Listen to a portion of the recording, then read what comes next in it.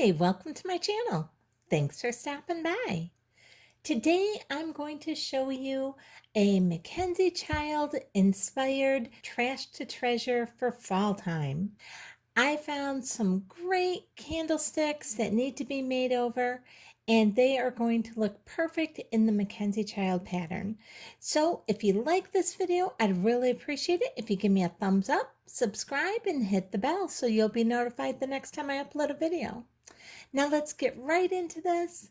Here are a couple of ceramic pumpkins that I found at Goodwill, and they look like they're in really good shape. They just need some cleaning up and, made over into a MacKenzie child look are going to make these look perfect. Now here you can see I did get them at Goodwill and they were 99 cents. And these were just real inexpensive, made in China pumpkins, but I think we are going to be able to make these look fabulous. And let me just show you here, they were both just 99 cents. So I paid $2 for the two of them together. First thing I'm going to do is use a Clorox wipe and just give these a good scrubbing here. I want to get off any dirt or grime that's on them, get all these stickers taken off here. And then we are going to take and use an X-Acto knife and just cut out any of the wax that's down into the candle holder part. I'm just going to dump this right on this little Kleenex here. And you can see these have definitely been used before. So I'm just cleaning all that wax out, and then I need to get this raffia off from here. So I'm just going to use our X-Acto knife again and just cut this off the back side here. I really need to get a new X-Acto knife. This one just keeps going back inside on me, but it's still working. So yeah, it's one of those things I just always forget to buy when I'm at the store. There now that that's off, that is looking so much better already. Even like that, we're going to go ahead and just wipe this up a little bit better again. Now we have them both all cleaned up and ready to be made over. So I got my paint, and this is just the multi-surface apple barrel white paint. And I'm going to add some of this antique parchment into this white just to give it a little bit more of a warm tone. Now, I did have in the past some warm white paint, but I'm all out of that. And instead of running up to the store and buying some more, I decided to just use what I have and mix these together and give me a warm white. You're barely even going to be able to tell the difference, but it's just going to be a little bit warmer looking than that stark white.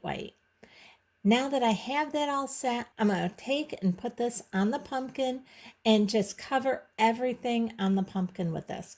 Even the little candle stem part up on top, or the candle holder part up on top. And this is just a really quick process right here. I use a really wide, big brush, and it's just get the paint on there. The only thing I'm concerned about with this is I do not want to have any drips or globs. But other than that, the only thing is about getting this paint onto this pumpkin. So there's nothing special about this whatsoever. There is our first coat on this pumpkin. I'm going to go ahead and put the first coat on our second pumpkin here. And now that that's done, this first pumpkin is dry, and you can see why it's going to need another coat. It's looking a little rough here. That's okay. And in the end, I actually ended up doing 3 coats to totally cover up this orange that was underneath this. And the apple barrel paint is not your most expensive paint, so it took a good 3 coats. But you can see with that how good they look, nice and white. I was almost tempted to leave them white, but I really wanted to do the MacKenzie child pattern on here. I love the courtly check pattern. And so I decided to just go ahead and do that. And I'm just using a regular number 2 pencil. And I'm going to go about an inch or so from the base and start drawing my lines. And I'm only going to draw horizontal lines because I'm going to use the creases in the pumpkin itself as our vertical lines. So that's going to make this project go by even faster because all we are doing is drawing our horizontal lines. Just like this. Now you can see this is not an exact perfect circle, and that's okay. Pumpkins aren't exactly perfect all the way around, and I didn't want our lines on our courtly check pattern to look exactly perfect either. Now I'm going to go down about another 3/4 of an inch to an inch down, and I'm going to make another line going right around this portion of the pumpkin and then around the next portion. Now I just try and draw the line portion by portion. I'm not trying to draw like a continuous line and get it all the way around. I find just doing each little section is good enough, and it kind of gives it that individual look to it. So I'm not, like I said, trying to make this an exact circle all the way around the top. And we are just going to continue that right around the pumpkin until we work our way all the way down the pumpkin itself. Now, the only thing we have to really make sure of is that when we get to this last part here, that our line does meet where we started it. You don't want one that's a little too low or a little too high from where we started it. So you just want them to meet there. And you can see a close up there how that's looking. And like I said, we are just going to continue doing this all the way down our pumpkin. Just like that. And now when we get to this bottom, I'm not going to go ahead and do another line underneath the pumpkin. I don't mind if I have a little bit larger check pieces on the underside of the pumpkin because nobody's going to be seeing that part.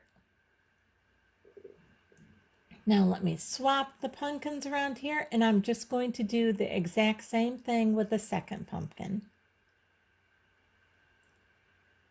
And now once we have both the pumpkins with all of our lines put on them, then what I want to do is just count my squares to make sure I have the same number of squares on each pumpkin.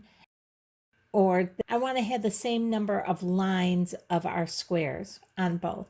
And now I'm going to use some of this folk art, and this is in the black licorice.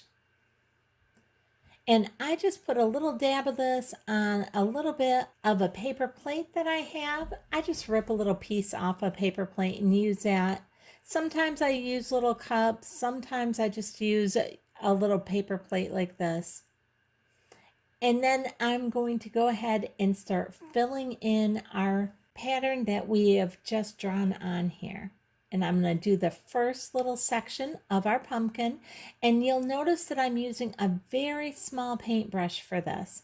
That's because with that little ridge where the candle is going to go in there, that is such a tiny spot that I have to get underneath that if I would have used a larger brush, I probably would have gone outside the space that I wanted the black to go. Now, if you do go outside where you want your black or your white color to be, it's not a big deal. You can always repaint over that. In fact, you're going to see that I do have some issues where I do put some paint where I shouldn't, and I do have to correct that, and I'm going to show all that to you because this is real. This is how I actually paint. Very seldom is everything just perfect on my first try. I always have to go back through and do touch-ups, and sometimes I make mistakes, and you're going to see a big one coming up here. And now I am being careful on my outer edges as I'm just outlining our shapes, but I'm not being so careful that I'm being anal about it. I'm just trying to not go outside our space, but I'm not being super, super careful. And here you can see what that is looking like. Now here where I'm pointing, you can see there isn't an actual like sectioned off part in that one piece of the pumpkin. It's just kind of a gradual dip right there. I'm going to use that dip as if it was an actual section of the pumpkin. And I'm going to need to be able to do that in order to give me equal number of spaces for our checks. And we're going to need those. Otherwise, if you don't have an equal number of your spaces, then you're going to end up with two colors right next to each other. And so I'm just going to use where that has that little dip and make that as if that was two sections.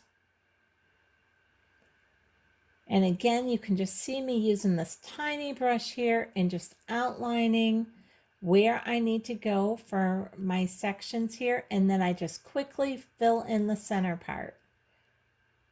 And I don't stress, like I said, if I get a little bit outside my lines, my pencil lines, and you can see with my pencil lines, some of them are a little scribbled, some have 2 or 3 little lines on them, and I don't worry about that either when I'm putting my lines on because I know they're going to get painted over. So even when we're drawing the lines on in pencil, don't worry if you got some scribble lines or double lines, it's all going to get painted over. And you can see as we're just working our way right down this pumpkin, we're just slowly kind of outlining the edges, and then we quickly fill in the center portion. And this is a pretty quick project. Now you can do this on any type of pumpkin. The process is going to be the same. I happened to find some candle holder pumpkins when I was at Goodwill, and I loved that. But you can do this with any regular pumpkin that you have. Now you can see here on one of our white squares that I got a big ugly black mark on there.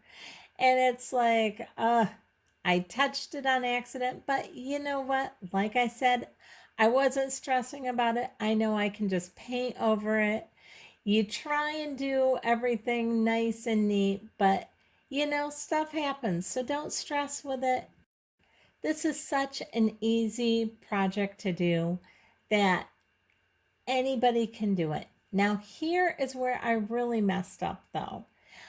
I did all the way from top to bottom on one side instead of going one row, then the next row, then the next row. I started out doing it by each row horizontally coming down, but then I started doing all vertically all the way down on one side of the pumpkin, and it messed me up. And I have 2 whites next to each other going up and down. I have 2 blacks next to each other going up and down, and I totally messed this up. And I decided to just go ahead, show you guys how I messed that up and how we're going to fix it. Now that it's dry, I got the first pumpkin done, but the second one I messed up like this. So we're just going to come in here and paint right over the top of this black that shouldn't be here. And it will take 2 or 3 coats of the white to cover up that black that shouldn't be there, but just a couple thin coats, and look how quickly that gets covered up. The longest part is just waiting a few seconds for that to dry so you can put the second coat on. And you can see how easy it is to fix your mistakes. So don't be intimidated by making this courtly check pattern on whatever it is you're painting on, because it is a very forgiving project and a very forgiving pattern. And you can see I'm just putting this all over here, everywhere where we need the white. And that part is looking good. Now I just have to also come and cover up this black over here. And then once I have that first coat of the white paint on there, while that's drying, I'm just going to take my pumpkin and start touching up all my spots anywhere else on any of my checks where I may have gotten out of lines. Here you can see it's all dry now and it looks all nice and fresh, and we can start repainting right over the top and getting the right squares actually painted the right colors. Now you'll also notice that I'm using a little bit larger brush on these because I'm not doing that real small part at the top. So when it comes to the rest of the pumpkin, I can actually use a little bit larger brush. And here they are when they're all black and white. Now we're not done yet because we have to add our gold on the stem candle portion part. So again, I'm using our smallest brush here to get this underside without getting that gold all over the black and white paint where I don't want it. And once again, we're just putting this paint on real quick. We're going to do 2, possibly 3 coats, depending on how well this covers. And so I'm just quickly getting this on here. The only thing I'm being extra careful with as we're going to do this is to make sure it's not dripping or globbed anywhere. The first time I get this on, it's just getting everything covered, and then I'll go back over it, just smoothing it all out, making sure I don't have any globs. Then I'll let that dry, and I'll put the second and third coat if needed on there. And I do go ahead and put this gold down inside and on that very top rim as well.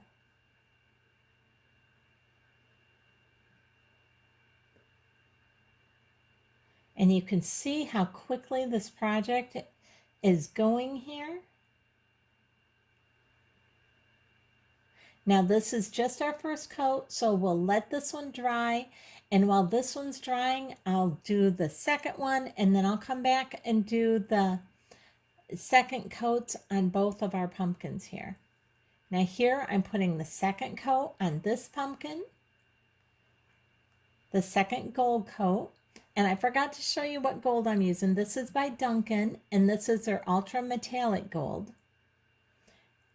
And I'm also going to use by Duncan their matte sealer. Now you can use any type of sealer you want, but I do want to lock all this paint in. I want to keep it nice for a long, long time. So I do want to put a couple coats of sealer on. And when I do that, I use a big, fluffy, very soft brush, and I just put this on real quick, real thin coat here, and just spread it on. Again, just making sure that I don't have any drips or any clumps of anything in there. Just smoothing it out. Now you can see I had to stop right there because I got a little piece of my brush came off on it, so I just took that off from there. And the sealer dries super quick.